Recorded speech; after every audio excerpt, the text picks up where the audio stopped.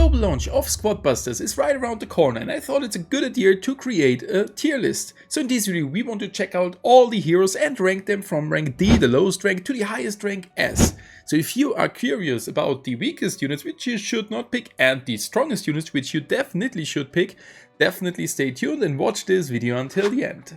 And with that said, thank you everybody for being here again, really appreciate it. And if you can't wait for the global launch, then definitely smash the like button and subscribe for free to my channel to not miss any news about Squad Busters in the future. Before we start into the thematic, a little bit of a disclaimer. This tier list is mainly based on my opinion and the opinion of Full Frontage. So all the heroes which we have seen in game and which we are preferring to pick in all the modes. So it is not specific to any mode, but it covers all the modes together to make it easier for you to decide which hero you should pick and which you should not pick. And a big shout out for Full Frontage for supporting me with that list. Definitely check out his channel and leave a nice comment. So let's start into the tier list and rank all the heroes from the lowest rank, which is D, followed by C, B, A and the S tier, which are the strongest units. I tried to make some nice assets for it and used for sure the different league icons, and I hope you agree with that. As first, we are starting with Dynamite, which is most likely the weakest unit right now in game, because there is a main reason. He is causing AoE damage. In general, I would say, okay, AoE damage is something nice, but in this game it counts more the single target damage, since there are not too many big groups causing a lot of damage, unless someone is playing the witch. But on all the other cases it is important to melt down piece by piece of the enemy squad, and this is counting for every game mode. So Dynamite most likely the weakest unit right now in the game, even he has some nice abilities for sure, and on the Ultra form the Dynamite gets a larger blast, but that is right now with the specifications of the game not too nice to use. Dynamite is followed by the Goblin. And you may think why the Goblin is that weak. Well, it is a melee fighter and you can't get that close to the enemy and he's already melted down. So that's why he is not that high rated. But on the other side, for example, the Doppelganger mode, he is very useful since he is giving you tons of gold and you can progress really fast and building up a good squad. So just because the character is in overall modes in the D rating does not mean that there are some modes where you can pick that specific unit in a good way. We will come back to that later at the other units as well. Next we got the Chicken, which is a speedster and definitely one of the weakest units in game, because the Chicken is rushing forward as a melee attacker with only 1000 HP. It gives you 2 boots on the max stage, and those boots are not too important. If you have no clue how to use your speed boost, then those 2 further boots will not help you to win a match. So be careful with your boots and the speed boost you're getting from it, instead of using the Chicken here. And I'm preferring all the other speedsters over the Chicken, which does not mean that in some modes I definitely take it. In all those modes where we just have to collect something, if the Chicken is the only speedster you can choose in this round, you can see it before starting a round, then sometimes I pick for sure the Chicken intentionally as well, to be able to at least have some more buffer to speed run through the map and get some loot of it. Coming now to the C rating, which means these are not the weakest units anymore, but they are still not the meta pick which I would pick in every mode. Still, as I said before, those units can be picked in some modes and should be picked in some of the other modes. As we can see here right now, Mavis being a C rank for me personally, but there are some niche modes where you can definitely pick her. Gem Overload, yes, it could be good to pick her to farm a lot of coins, boost your squad, and with each coin from the field, at least the initial ones, you're getting further gems. So that is kind of a way which I like, and also a good combination in general is taking Mavis for sure with the trader, but this is a pretty weak squad. You will get a lot of coins and gems, so in all of those modes where you are not getting additional gems, like in the gem rush or where you can kill the loot pinata or whatever, yeah, there you're getting pretty rare amount of gems. There, that might be a good combination. But overall, Mavis, distance fighter, attack speed is pretty decent, honestly. But since it is not the main attacking unit and I'm playing more aggressive, she is definitely a pick for the early game, but not the main character for the last fights in a match. And now we're coming to the weakest epic unit at the moment. It is the Royal King, and I'm not sure what the developers thought on creating him. And honestly, that could be easily a D rating, since I don't really see the use case. Yes, he has 2200 HP, is pretty strong. 115 damage is not too crazy. He's defending, and his special ability is that he is deploying royal recruits. Yes, sometimes they will help you that someone is getting scared and not attacking you, but honestly, those royal recruits are not scary for me. On the highest stage, it at least gives you a spell where you can create further elite recruits, and this can be something useful, the same as for the skeleton barrel of the witch, that you focus the enemy and throw in the spell in that way that he has to attack them first and you can cause some damage. Yes, that is like the one trick with that guy, but honestly, he's that weak. I am not really enjoying to play him. And yeah, what are your thoughts on that guy? Does he need a buff, and how would that buff inflict the game? And what should Supercell do to buff that unit? Just more HP? I doubt it. As I've mentioned before, here we go with the trader. He is definitely not useful. I have not placed him into the D group, since in all of those modes where it is pretty rare to collect the gems beside the last second's gem mine in the center, so everything where you don't have the loot llama, the goblin rush, where it is pretty hard to get some further gems just by killing the bosses and the second tier monsters. Yes, there it is pretty hard to collect gems, and if you are not that crazy good in attacking, you could still take the trader, but it is a pretty weak unit with 1600 HP, so don't await from him any good attacks with 100 damage. That's not good at all, but he's giving you further gems. And right now on the super form, he's giving you 2 gems for every 15 coins collected.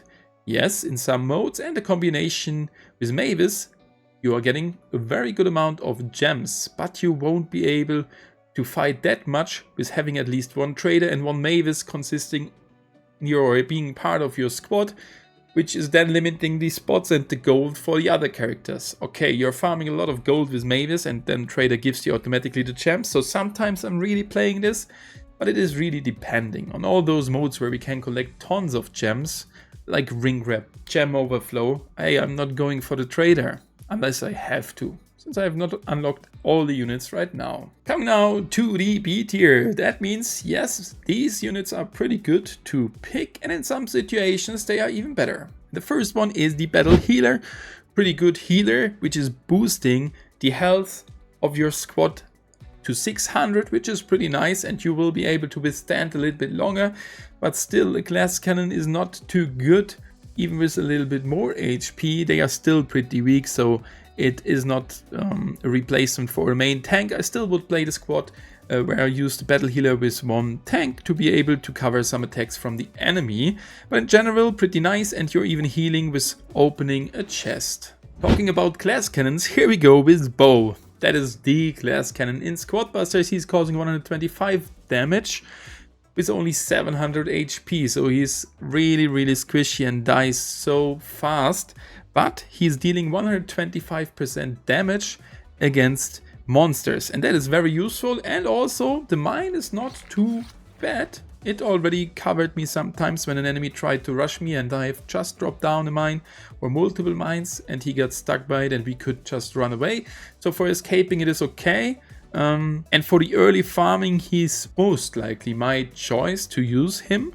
But it's a little bit depending on the mode. If there are goblins, the llamas and everything where we have to kill big guys, yes, I'm going for him because he's doing so much damage against the monsters. But in the PvPs, very often it happens that the fight turns around because you're too squishy. Enemies running, trying to circle around you, trying to attack your back, and there is Bow, boom, getting melted, especially against a tank, getting one shot. So for PvP, he's not the best unit to use, but for an early farming and in all those modes where you have a tough amount of monsters against you, it can be really decent to farm gold and for sure gems instead of the suppliers. As next, coming to El Primo. Yes, in my opinion, he's B tier. He is a good defender, and like the game is telling us, defender with tons of health, 2800 HP, And the main thing is his bounce over to the enemy, stunning them, which is very nice. The flying elbow drop deals more damage on the super form, and this can be really good in all of these modes, but for sure, since it is a defending unit, it's not causing too much damage. But this guy is healthy, so it's definitely useful being a main tank in your squad. As next we got Craig, chops trees for loot and is giving even more loot on the super form. So Craig, why he is a little bit higher ranked than the other suppliers? Well, because he is giving you coins and gems. So on those modes where it is hard to get some gems, he is definitely a good pick, and he is actually doing the same job as Mavis together with the trader, with only blocking one spot in your squad. With 1300 HP, he is not too healthy, but still a good amount to not die by a one shot. And the combination of getting gold and gems sometimes is pretty nice to farm hybrid to get some good units at the start, and for sure already carrying some gems which will secure your top 5 spot at the end of a match. That's why I've placed him into the B rank. Coming as next to Shelly, a very good all-rounder unit. It says all-rounder and she is pretty all-round, but I think she is a very decent attacker, especially on the ultra form, where a second barrel comes around with the attack. So she is definitely causing a lot of damage. With 200 damage per second, and for sure the ultimate attack is completely hitting the enemy, pushing them a little bit back, and it is not happening too rarely that she is covering me when someone wanted to attack me. I was standing still and boom, the ultimate just pushing the enemy away. And I mean, if you got hit by the ultimate of Shelly once in Squad Busters, you think twice of attacking that guy. Coming as next to the medic, which is one of those units in the game which was pretty hard for me to rank, because I use the medic pretty often, but there's most likely no other chance for taking another healer. He is healing you slowly over time, and this is even getting boosted with the ultra form. So definitely something good to pick, but early game, not too much damage against the monsters. I'm not sure, this guy could see a buff. It's a rare unit, so maybe we will see some buffs in the future, or maybe they just leave him as it is. It is alright, I would say. Strong heal packs when idle. Yeah, when you're idling, you're getting healed as well. But it's pretty hard to idle in this game, especially in the late game. As next we're coming to Cold. Already made a guide for him.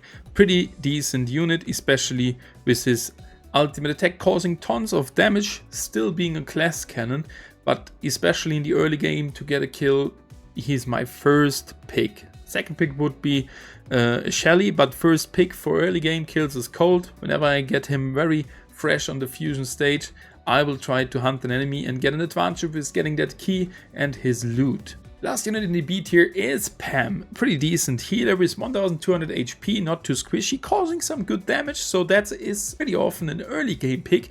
Like if I'm getting in the first 3 chests a rare card, which is Pam, I'm taking her because she can be really decent in the early game with causing that damage, and for sure will be able to help you to maintain your HP. So you can go pretty early into the center with her, especially. We are getting the heal station spell at the chest you're opening, and you're getting another spell if you summon a Pam. So yes, Pam is for me right now very decent and maybe the best healer to pick. Coming now to the A tier, so these are already very good units to pick. Not the best, but really good in overall of the modes. And we are starting with Heavy. We already did do a guide with 2300 HP. He looks like a defender, but he's dealing 250 damage per second. And he's really tough on the super. He's even faster. And if he is standing still, he's not even tanky, or not only tanky, he's causing tons of damage.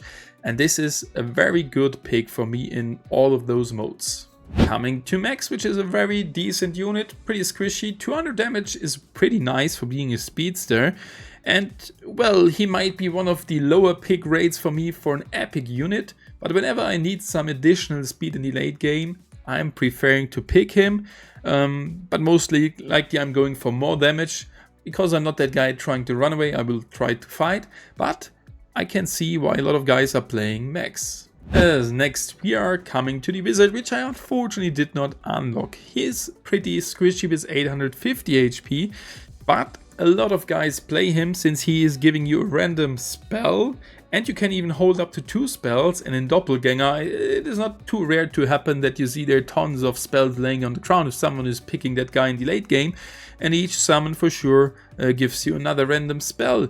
So yes, I'm not sure if that is the best rating for it. Maybe Wizard could be also the B rating, but I will definitely update the tier list as soon as I have access to him, and if I think I have to change him. Right now he's definitely a solid unit in the A tier. Followed by the Witch, which is almost an S tier for me personally. Summon skeletons, causing a lot of damage with 230 damage per second, and having the barrel with further skeletons which can block the enemy in a good way or will help you in an early game to fight down one of the boss monsters. Here we go with B, definitely nice, slowing down the enemy with those bees, and for sure on the max range causing some damage while running. So that is one of those characters which is causing damage even you are running, because the passive of the bees is super nice, and that's why it is an A tier for me, being a glass cannon at all. Coming to the Barbarian, a good melee fighter with good damage, and he is A tier in my opinion, especially if you have multiple on the super form, because he instantly goes into the elite form, which is very nice. What are your thoughts on the Barbarian? Is he one of the best common units, or maybe even the best common unit? Please write down below in the comment section. Followed by the rare Nita with 85 damage, not really strong, but it summons the tough bear to defend the squad, and that bear is pretty nice. It gives you also in the early game a second unit for the price of 1, so it can help to get very good through the early game, and at the late game, having her in the fusion form, the bear is super tough. Coming to another unit which I have unfortunately not unlocked, it is Mortis, and this guy is getting played so many times. I mean, you can summon or revive up to 4 busted monsters, which is crazy, since that counts also for some of the big ones. I'm not sure if bosses count to it. I think it is the tier 2, so not the main bosses, but this is still nice. Having 1700 HP makes him a pretty tough unit with 175 damage, that's alright. So I have the feeling that those all-rounders, which are most likely in other games a mid unit, here are pretty good, and they are somewhat better than all-rounding. Last A tier unit is the Hog Rider. And this was pretty hard to choose, but actually on the super form, the turbo recharge is faster. Whenever you're touching Cress, you're running fast away. And it is called a speedster, but for me it is like also an all-rounding unit, since you can fast escape from an enemy fight, you can run around fast and looting. Together with Craig, you can jump from tree to tree and get a hella loot in a very short time. But for sure, attacking not too good, but sometimes, for example, in the Doppelganger mode, hey, I got busted by a Hog Rider squad because you couldn't escape. Coming now to the S tier, so the best units in the current form of the game. And there's the Archer Queen. What I have to say, recovers health steadily when not attacking, so when you're running around, and your range units attack faster. So that is giving a buff to all of your units, and even can fire exploding arrows. So that is such a good unit and can melt down at the late game bosses in a very fast way. 1200 HP and 140 damage, making her pretty decent, not being a glass cannon only. Coming to Penny, the supplier unit, which is over the top, I would say, at the moment. Treasure has some hearts. Yep, she can discover hidden treasures, giving you sometimes a key and sometimes just the coins and gems of it. So this is crazy. You get heal, you get loot. What else can you expect from a supplying unit? This is how a supplier unit is very good, and look at the damage, 230 damage per second for a supplier, a support unit. Come on, this is crazy. Well, 1100 HP is not too tough, definitely, but Penny is a nice unit. Even I have not played her yet, so hopefully we're getting her very soon. Coming around with the Barbarian King. The toughest unit in the game is 3200 HP. That is insane. Your melee units attack faster, so we get someone for the range units, which is attacking faster, and this one is boosting the speed of your melee units. Furthermore, you can even stun enemies, and with that punch, they are shooting the enemy right into the grave.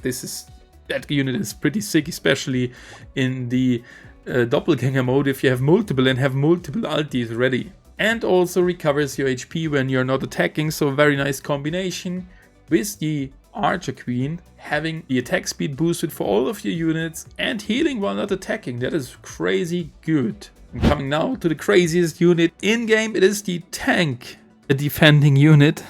But it can't just take the tanks on the map, and those shots are crazy. Well, it has also the overdrive ability, and on the super form, which I did not unlock yet, you are starting with it. That is kind of crazy, and if you have a fusioned tank, you are one-shotting everything, maybe almost everything, like the boss monster is not, but of the enemy units, this is crazy. And if you have multiple tanks, you keep on running after the enemy, stop for a short second, boom, they are fighting, they leave bullet flying super far, even out of your range afterwards, and that is crazy. So that tank unit right now is a little bit broken, and everybody who is using it has a good chance of winning the match. So what are your thoughts on the overall tier list if we check it out once again? Hopefully you have enjoyed today's video, and please write down your opinions in the comment section. If there are any ideas, any things we should adapt, please write it down, and for sure me and Full Frontage will update that tier list with every update coming around, so be prepared for further tier lists in the future. Thank you guys, and see you soon.